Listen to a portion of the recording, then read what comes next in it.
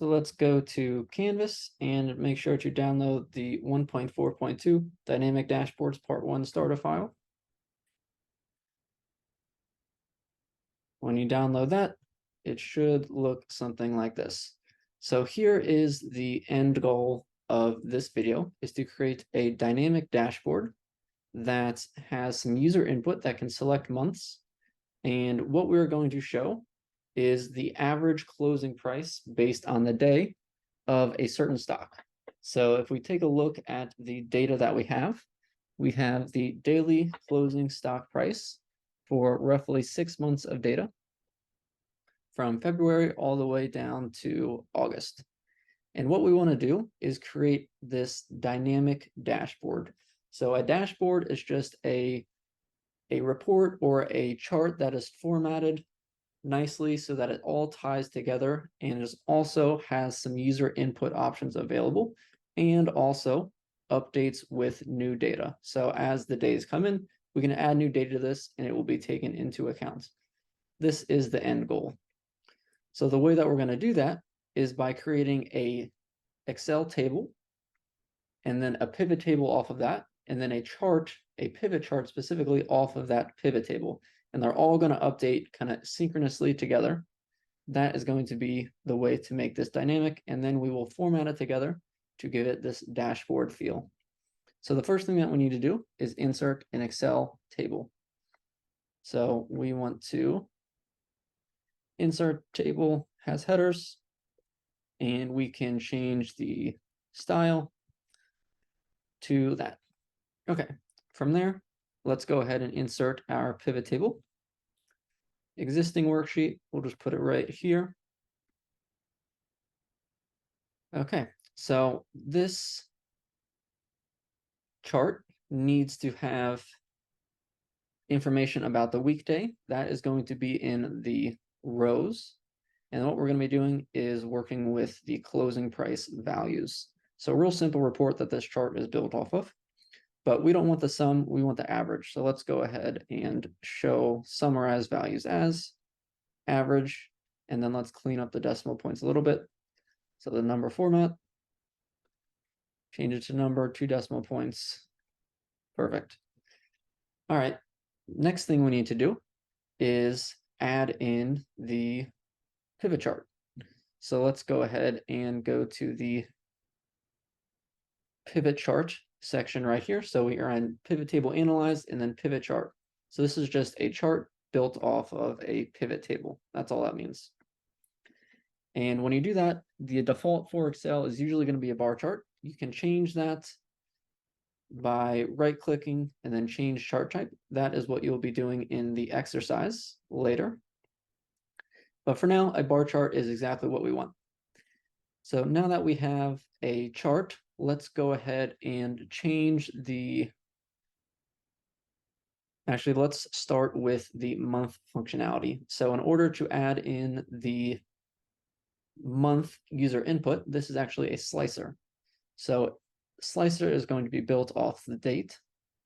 So if I insert the slicer, it doesn't matter if it comes from the chart or the table, right? They're both kind of working off of each other.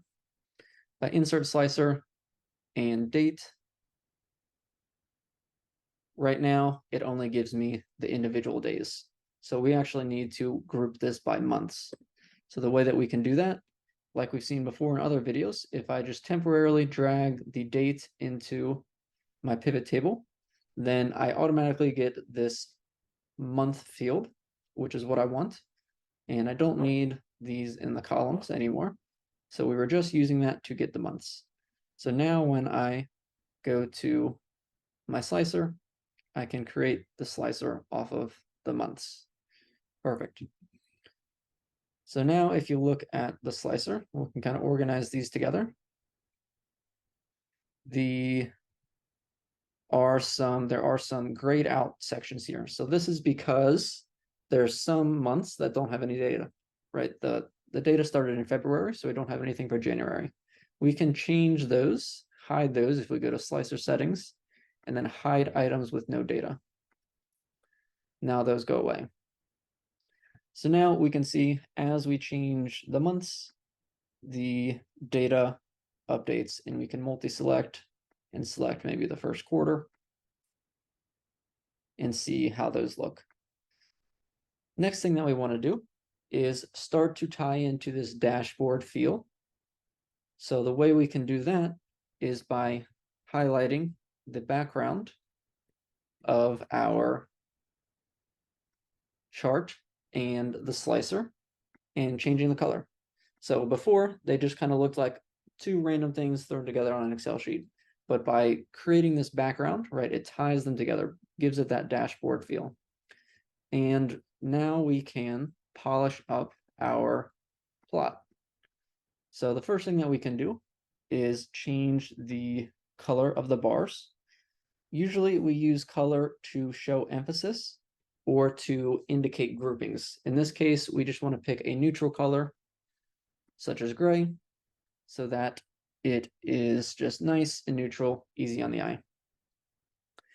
We can also make these bars a little bit wider.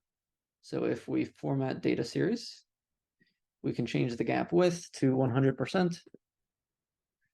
And we can also make this a bit wider, get rid of a few items that we don't need. So we don't need the legend, and we don't need the grid lines. And we're going to be adding data labels, so we don't need the vertical axis as well. Now let's go ahead and add those data labels. And then we can give it a new title. So this is going to be average closing price. So now just a few more options that we can change based on the formatting to blend everything together. So blend the chart and the slicer into that dashboard. So the first thing we can do is change the background of the chart to that same color and get rid of the border. So if I just click on the chart and click on border, no line, perfect. And now we need to do a similar thing for the slicer, but this one will have a slightly different settings, how we do that. First thing that we can do is get rid of this months, right? It's really intuitive that this is going to be filtered based on months. So what we can do is go to slicers, slicer settings. Let's just try display header. So a lot of this tinkering with the format is just going to be kind of guessing and checking and see what works, what doesn't work. So if I try the header, okay, that isn't exactly what we wanted because it got rid of those multi-select and the clear all functions. So let's add that and instead just get rid of the caption. So now I can still multi-select and clear all as well. The other thing that I can do is change the background so that there is no border and we just kind of have the buttons and the scroll if there is one. So the way we do that is by first picking a default theme. So I'm just going to pick a light theme and we have a gray style going on. So let's go ahead and pick that. And what we need to do is actually duplicate this because we're going to be creating a custom style. So I will go ahead and call this slicer price. And what we want to do is format this. So I want there to be no outline, no border. And then I also want the background color to be the same as, so the background color is what is currently white. I want that to be the same as the background of my dashboard. If I click OK on that, nothing happens. That's because we actually need to now apply that format. Click on that. There we go.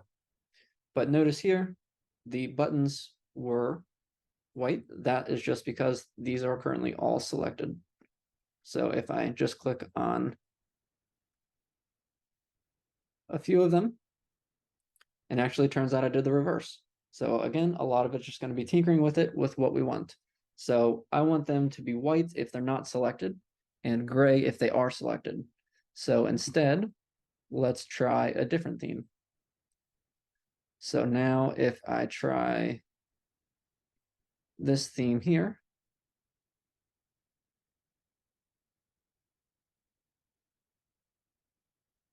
Now everything but February is selected.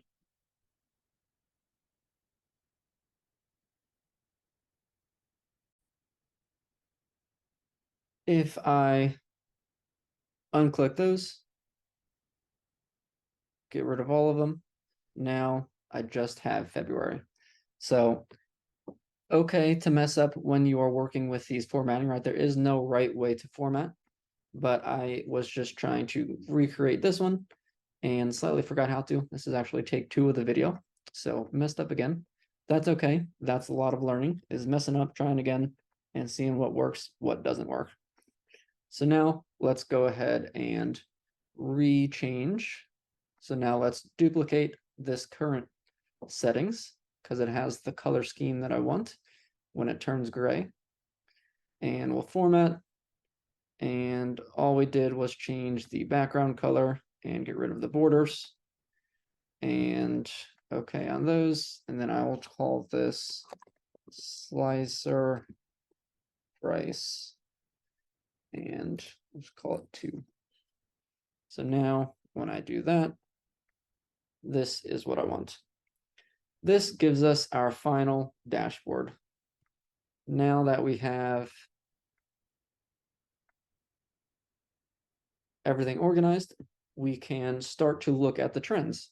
So February, it looks like the prices start high and then decrease and then flatten out. March looks to be the opposite. They start lower, increase, and then flatten out. Whereas April, they seem to be relatively constant at a higher value other than Monday.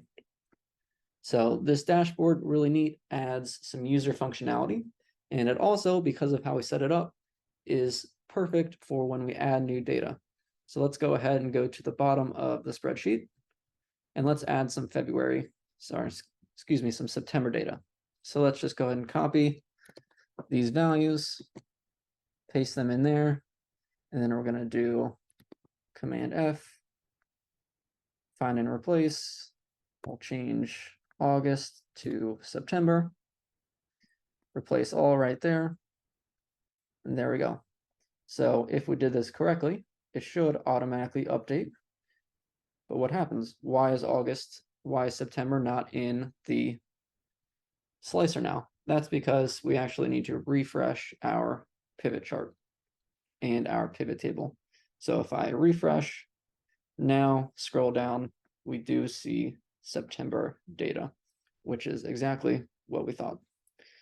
Okay, so that is it for this video. Again, with this dashboard field, the reason that we knew we needed to do a pivot chart instead of just a chart based on the irregular data is because we were aggregating data. So whenever you need to aggregate data, that is your clue that a pivot table and then consequently a pivot chart is needed. So the pivot table, that's what does the aggregation. That's what does the summing. That's what does the averaging. And then we update or plot based on that aggregated data. So when there's that in-between step, that was our clue that we needed to have a pivot chart instead of based on the raw data. And that's what we're going to do in the exercise, is create another pivot chart based on that same data, except you're going to be looking at a line chart based on these new formatting descriptions. And you can also think about this final plot formatting dashboard feel as well. So go ahead and work on those exercises, and I will see you in the next video.